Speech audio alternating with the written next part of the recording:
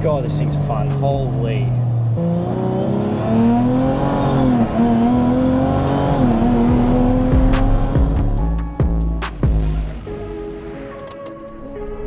Alrighty, we are back.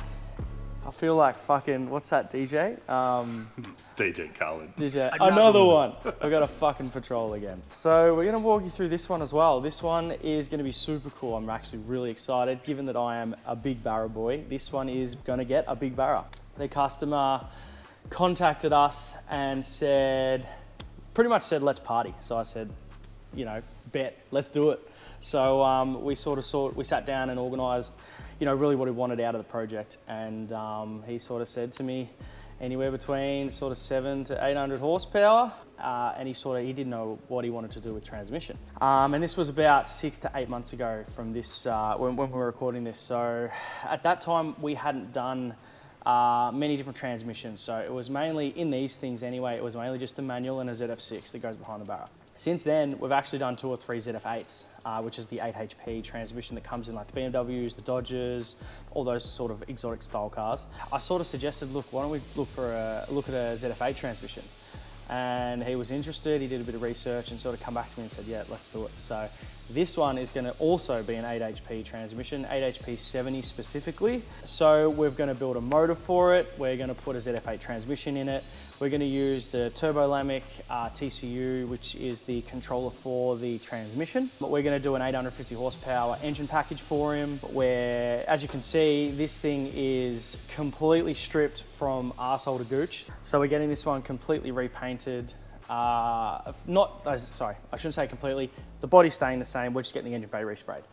It's got a couple little rust spots here and there, so I've got a new rad support coming for it, so we'll splice on a new rad support.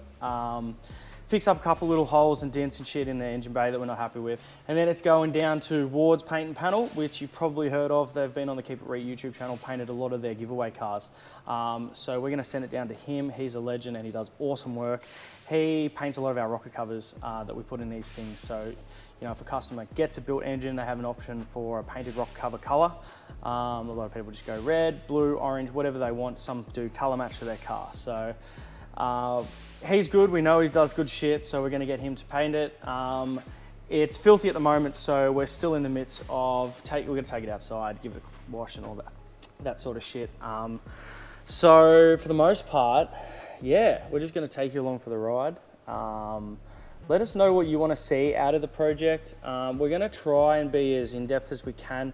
I don't know whether you guys want to see more tutorial style videos or whether you want to see just the boys having fun doing cool engine swaps sort of thing. So yeah, let us know. Again, we've got a pretty good package that we offer for these things.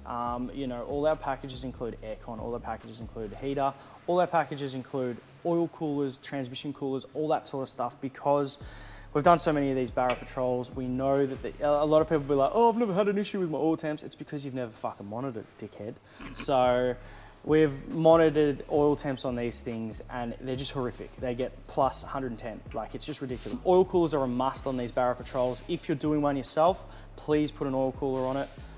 Or just don't put an oil gauge on it or an oil temperature gauge, and you'll never know how bad your oil temps are. But yeah, as I said, we sort of offer a very comprehensive package regarding keeping these things as reliable as possible. Haltech is a must. We never ever bother with stock ECUs, purely for the reason of, number one, you need credits and blah, blah, blah to unlicense them, and you need to modify them, and then this goes wrong, and then the speed sensor doesn't work, and then this needs to work, and there's only 2 people in the country that know how to properly tune a Barra swapped stock ECU car, and then you're stuck in the middle of the Cape, and then this doesn't work, and then you decide that the cluster doesn't do so. It's just an absolute fucking nightmare. Haltech is worldwide support, but mostly Australia-wide support. Doesn't matter where you are, you can call 90% of workshops and they will know how to diagnose or how to fix something.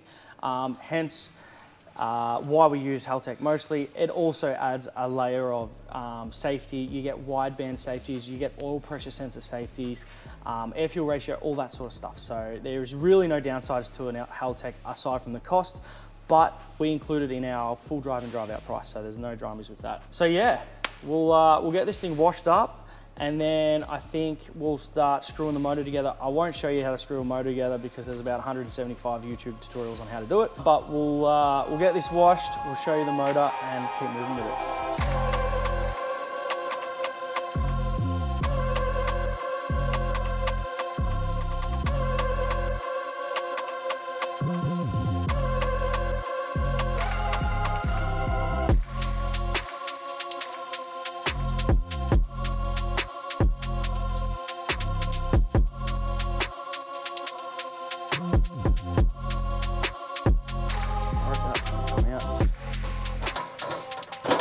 Oh, I reckon that we're on. What's that getting caught on? Oh! Hey. Rusty shit out. Fun fact, if you ever do your own rad support, there's a build plate on the front here. If you do your own rad support and you want to change it over, just make sure you take that build plate off. I don't actually legally think you need it, but if you do, may as well put it back on. So we've got heaps of room for activities now. How good. Clean up the engine bay, cleaning, we'll just wait for Fuckhead to finish. We washed it, scrubbed it, it was dirty as all fuck. So we've sort of cleaned it up as much as we can, getting it ready for paint. We're gonna get Wardy to come around today. He's just gonna have a look at it, tell us what he needs us to do before it goes to paint. Just try and make it as easy as we can for it. This is all good to go. We've got a brand new rad support coming from Patrol Apart. Thank you, Patrol Apart. So we're gonna stitch that on. I've just got to prep these surfaces, make sure they're all good, bit of weld through primer so nothing rusts, all that sort of stuff, because rust is the enemy. So that's all good. We've done that, that's ready to go, just waiting for the rad support at the moment. Let's show you the motor. We'll get that sorted.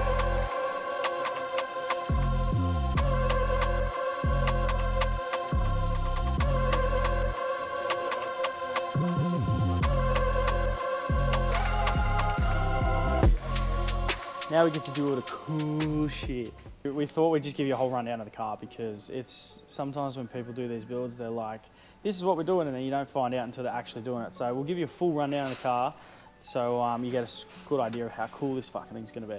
I guess the most exciting part for me, like I've done a couple big Barras, like big horsepower Barras I mean, but the most exciting part for me is definitely the ZF8. That's the coolest thing ever. We've done 2 ZF8s now. One in an LS Patrol, one in a Barra Patrol, and both times they have been so much fun. One of them, this is the best part of the ZF8 as well. I'm not gonna be able to open this, you watch. This thing is gangster. The ZF8 is a fully electronically actuated transmission, so it means there's actually no shifter linkage that goes from the shifter to the gearbox. It's all done by a CAN bus. This thing here is a sequential shifter. It's essentially a sim shifter that's been sort of beefed up and modified for like inside a car. The engagement and the positive feeling of these shifters is sick. It actually, I wouldn't say it feels exactly like a sequential shifter, but it's as close as you're gonna get to the actual real thing. So these things are dope. Super keen to get this in. Bailey behind the camera's actually got one too, and it's the coolest thing ever. So super keen to get that in. The general scope of this is pretty much as good as it gets. Like all the parts and bits and bobs that we're going to put in is going to be as good as it gets essentially. So we've got a PRP coil kit. So PRP make these. Custom molded boots, R35 coils, custom bracket, it just bolts straight on. The ECU doesn't now the ECU won't need like an igniter module. So factory Barra coils need an external igniter because they're not externally ignited coil. Blah, blah, blah. These are heaps better, make more power, heaps cooler. As always, you know, we're Haltech fanboys, so we're definitely putting a Haltech in this one. This is getting a Nexus R3, which in my opinion, I think is the, how do I put it? It's not the best ECU they do. They definitely have a better flagship model, which is their R5, which is essentially the exact same thing. It's just got more PDM outputs, more injection drivers, et cetera, et cetera. But this is the best ECU you can pretty much get for a car that already has a full chassis wiring and you just want to power up the engine. One of their more expensive ECUs, but in the scheme of things, by the time you buy an ECU, then you buy a wideband module, then you buy a fuse box, and then you pay someone to wire it, man, it ends up being the exact same as just getting this, and then all you have to do is get this. It's got a wideband module built into it. So all you need is a sensor, a wiring loom, wire it up, done. This one is getting the new party dash. Oh, it's not even open yet. I'll open it up because I like seeing these. They're sick. This is pretty much just Bailey's car, but Bailey's has got a gay LS in it. I reckon I had one of the first ones in the country. I reckon you did too. UC10, the absolute titty cars. Those things are sick. The functionality that's going to be coming with them, they just released reverse camera functionality, which is gangster. And the functionality that's coming with the customizability of the dash screen, all this stuff, they've got a built-in, I think this is the sickest thing about this, they've got a built-in alternator excite. So you don't need to wire up an external resistor or an external globe to keep your, like a dumb alternator charging. You wire it straight to that and it fixes it, it's done. Don't have to worry about it. So that's cool as fuck. So thank you Holtec for sorting that out. We're doing a drive-by-wire conversion, oh sorry, I shouldn't say conversion, but drive-by-wire upgrade on this one. So we're just using an 82mm Bosch. The reason why a lot of people will be like, oh, stock fucking photo body's fine. Shut up, they look shit, and we all know it. So these look heaps better. So we're putting one of those on. He's not wrong. They look fucking crap. That's why we're doing a throttle body upgrade.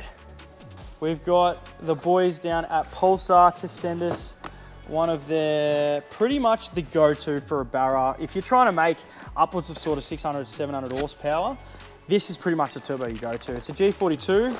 G42, we've used Pulsar heaps. I'm not gonna lie, I've tried my hardest to hate them because, you know, China. So yeah, we put this on a G6E that we put a built motor in. And it made, on like 16 pound, which is, you know, for this size turbos, a fair bit of boost, but 16 pound realistically isn't a lot of boost. And not into a built bar. No, not on this side. Anyways, made heaps of power on fuck all boost, so very, very happy with that. Of course, we're gonna go for a 6-boost manifold. It was a toss-up between RTEC and 6-boost. Just cost efficiency, we went for a 6-boost. They're a little bit cheaper than the... I think we're going to have to modify it slightly to fit into the patrol body. Yeah. So it's easier to modify that one. We, as you've seen with the engine bay, we cut out the engine... engine bay, we cut out the engine bay. We cut out the battery tray. So that will give us a lot more room for turbo, which is sick. So yeah, anyways, we're probably gonna have to modify that. I really hope we don't because it doesn't seem that much forward. Yeah, it looks good. We're in the... It's a SPPM manifold, so I don't know what that means. Whatever, 6-boost might be able to chime in and tell us what that means. Short, pole, penis mods, I don't know.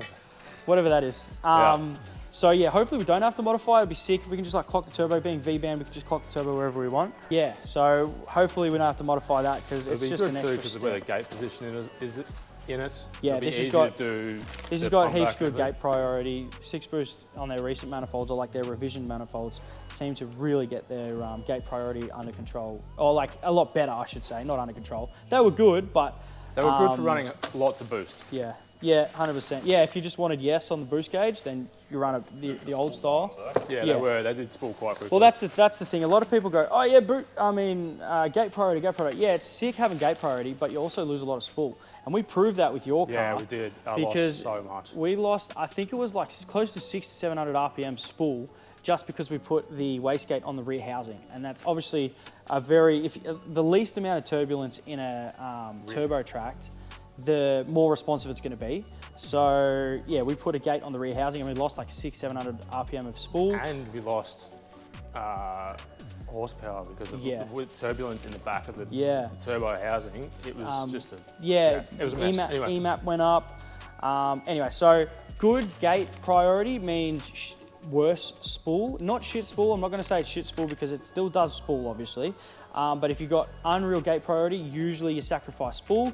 But if you want the best spool on planet Earth, usually it means you've got really bad gate priority and then you have boost creep issues or boost control issues. So it's sort of a catch-22 on what you want to find the middle ground. That's what 6-boosts have done here. All the exhaust gases are exiting at I guess a 90-degree angle and then getting fed up here through to the turbo. As the exhaust gases come up, they're just hitting this elbow, the back of this elbow here, and getting shot into the turbo. Now, if your gate was here, it would have unreal gate priority because all the exhaust gases are getting straight into the gate. As soon as you crack that gate, it's just going to be boost control, like really good boost control.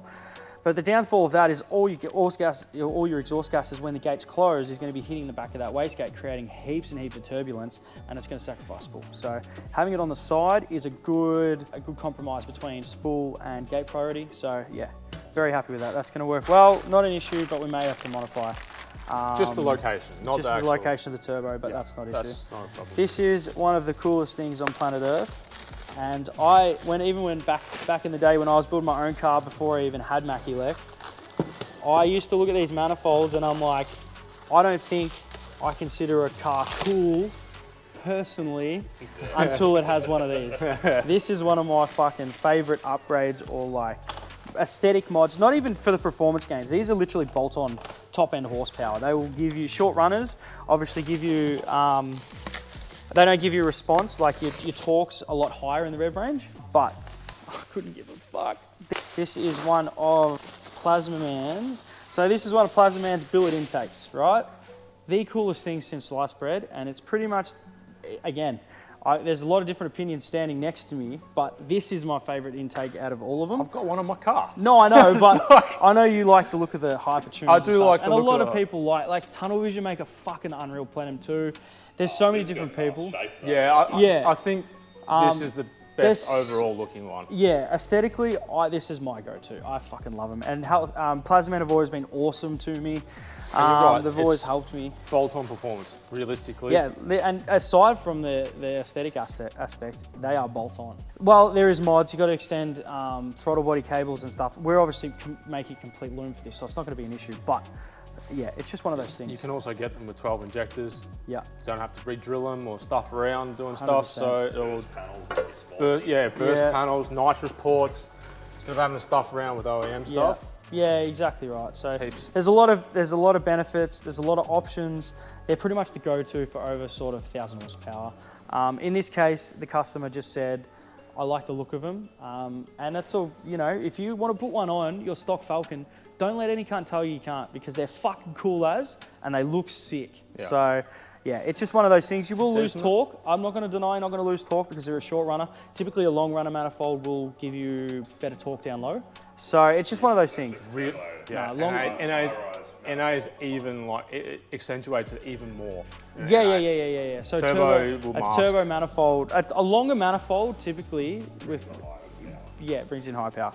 In a Falcon, you're not going to notice it that much realistically. Yeah, and honestly, I reckon unless you're on a dyno, if you bolt one of these on, unless you drive top fuel drag cars and you've got the butt dyno of someone that's fucking, you know, dialed in perfectly, I promise you if you bolt one of these on, you probably won't even know the difference. So yeah, as I said, they're not designed for any specific application. They're a great addition to cars that make heaps of horsepower, but that's not going to stop you from putting it on a stock car just because they look cool, you know what I mean?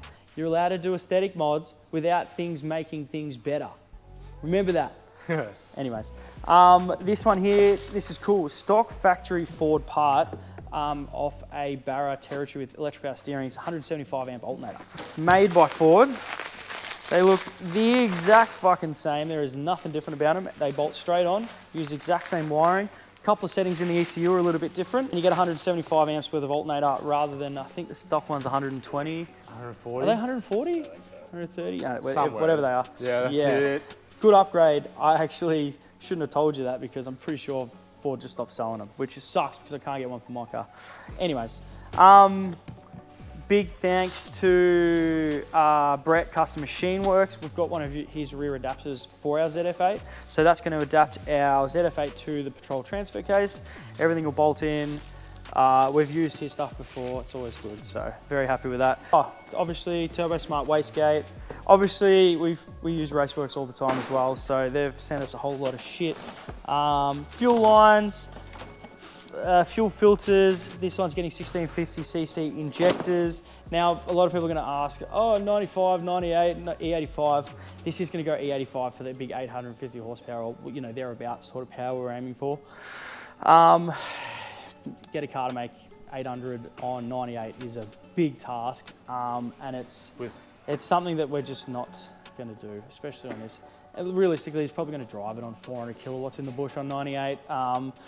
It's just one of those things. You just want the option to go click and launch. So it's just one of those things. We just want to make sure that it does survive, and E85 is literally a wonder fuel. Perfect example, we got a Falcon XR6 Turbo Daily.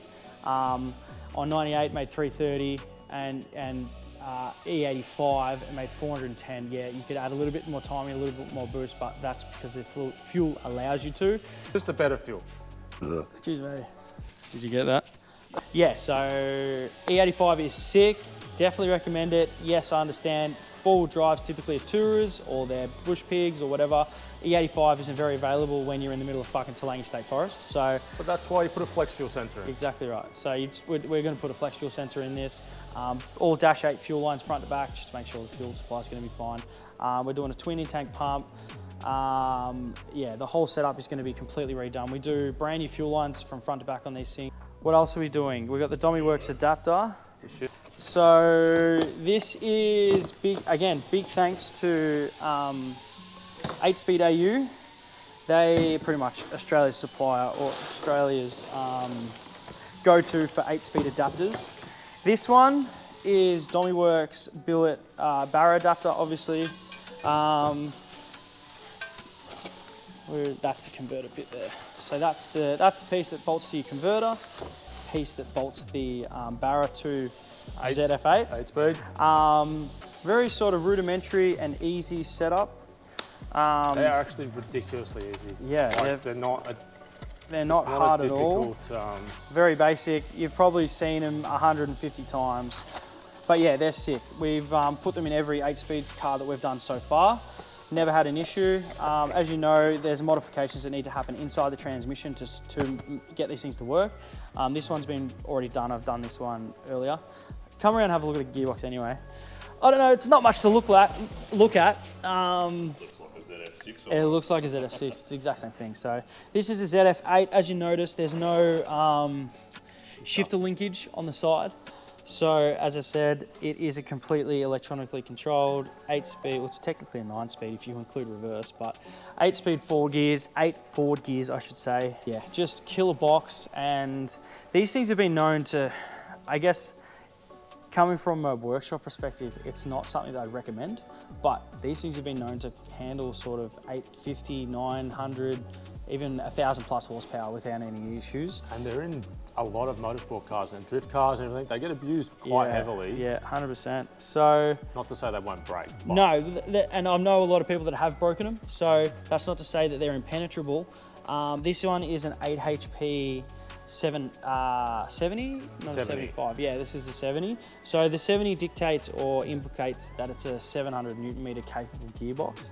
Look, we're going to be probably making more than that, but it's just one of those things. They've sort of proven that they can cop a lot more. Even in the ZF6s with the Falcons, they're a 6 HP 26, which means 260 Newton meters, and they consistently cop a lot more than that. So their ratings tend to be a little bit shy compared to what they actually can handle, which is a good thing. Underrating things isn't the worst. Yeah, it's good for us because then we can put stock gearboxes in things and they can handle a little bit more power without having to spend 10, 15 grand on a proper built box that's going to handle 1,000 plus horsepower. So yeah, very excited for that. We do also put quite large coolers on them. Yeah, well that's vital. Thermostat, cool. Oil thermostat and a cooler is 100% vital to keep these things alive. Now to the engine. So this is one of our 850 horsepower packages. It looks shit at the moment. We're getting the rock cover and everything painted, but a staple is Ross balancer. We either go Ross or ATI, depending on what the customer wants or like the application. This one, the Ross is definitely the go-to. This one's got CP pistons, spool rods, Crow valve springs, ARP head studs, ARP main studs, a brand new timing set, ACL bearings, ACL race bearings, brand new timing tensioner. We had the whole engine machined up by NTS down the road. He's great. He does most of our engine machining, which is awesome. Yeah, it's not crazy overly built. It's not grout filled or nothing like that. But yeah, as I said, 850 horsepower package is perfect for this car. So yeah, we just got to do a couple little modifications to the water lines and stuff, obviously to suit the to the Patrol. But yeah, for the most part, that is pretty much what we're putting in this thing. Very exciting, a lot of cool parts. I got to prep this engine bay, get it all shaved down and fill up all the holes and stuff that I drilled so I can get it off to paint. Hopefully the rad support gets here sort of midday today. What's the time now? It's fucking 11:30 or something, isn't it? 10 o'clock. Oh, it's 10 o'clock. It'll be here soon. Cool. So 10 o'clock, hopefully the rad support gets here. Hopefully we get that in. Hopefully we get it to paint. Hopefully we get it back. There's a lot of hope. There's a lot of hopefuls yeah, going on. So But it's the start of the year. let's get fucking stuck into it.